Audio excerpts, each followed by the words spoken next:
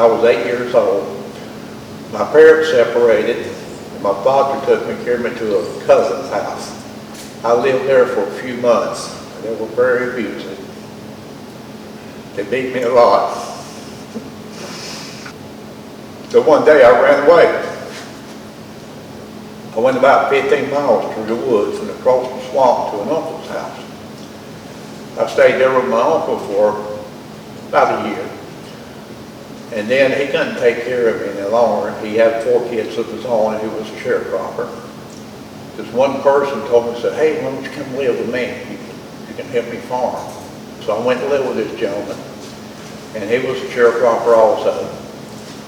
And so at 9 years old, I went to work plowing, tilling, whatever on the farm with mules and a horse.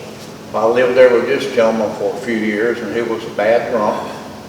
He kicked me around a few times. So one day I had a gentleman said, hey, come live with me. I said, okay.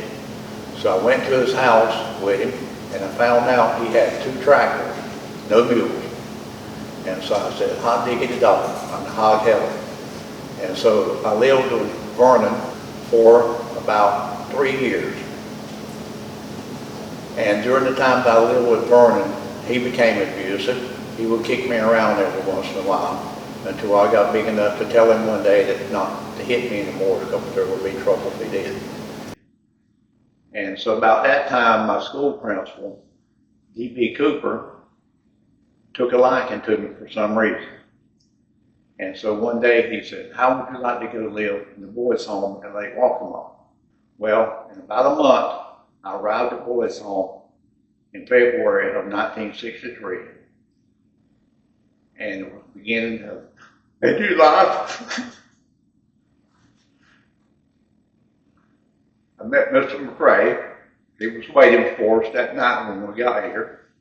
And he took us down to the cottage, introduced me to the house mother and said, this is Mrs. Emmett. She's your house mother and I expect you to treat her properly. So he left. Mrs. Emmett took me to the back of the cottage where the bedrooms were and told the boys to help me make my bed. Well, the boys started making the bed and they put 2 sheets on the bed. And I said, why are you putting 2 sheets on the bed for? One of the boys said, you dummy, you sleep between them. I didn't know that because I slept on the floor for the past 8 years, rolled up in quilts and blankets and toe sacks to stay warm. And so I had no idea why they were putting 2 sheets on the bed. Well, then one of the boys told me, said, we take a shower every night, so you're going to have to get a shower before we go to bed. I looked in the shower and I asked one of the boys, I said, will you show me how to operate the shower? I've never operated one. I've never had an indoor shower. I took a shower and the next morning got up and I had breakfast, which was a rare thing. I very seldom had breakfast before going out in the field for work. And so from there, my life started at the boys' home. That was my first day, and I don't think you could have taken me out of this place with a cannon. But I lived here, got to play sports, got to make friends, and I watched the Kwans Cottage being built. When the cottage was completed, 16 boys moved in. 13 of us were in the same grade, same class, same group.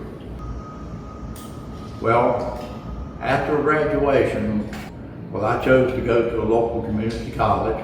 I went to college for a few months, decided that wasn't what I wanted to do, so I went into the military. I went into the Marine and eventually went to Vietnam. When I came back from Vietnam, Mr. McRae let me stay on campus and he gave me a job of going around speaking to civic clubs and telling my story. And it would tell the people what I came to as far as having a bed to sleep in, friends, food to eat, and being able to go to school. Because my goal was to graduate at that time. And I did. I graduated from high school.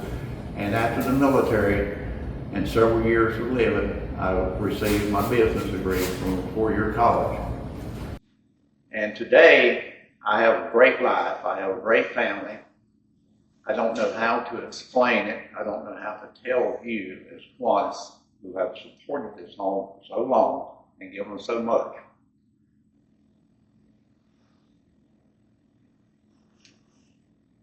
But everything that I have been and everything that I have, I owe a debt of gratitude to people like you making it possible. Because without your support, I would never have been able to live here and accomplish the things in life that I have. It would have been an entirely different road for me, and I have no idea where I would have wound up.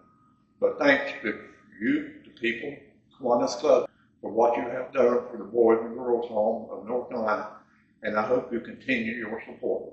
Thank you.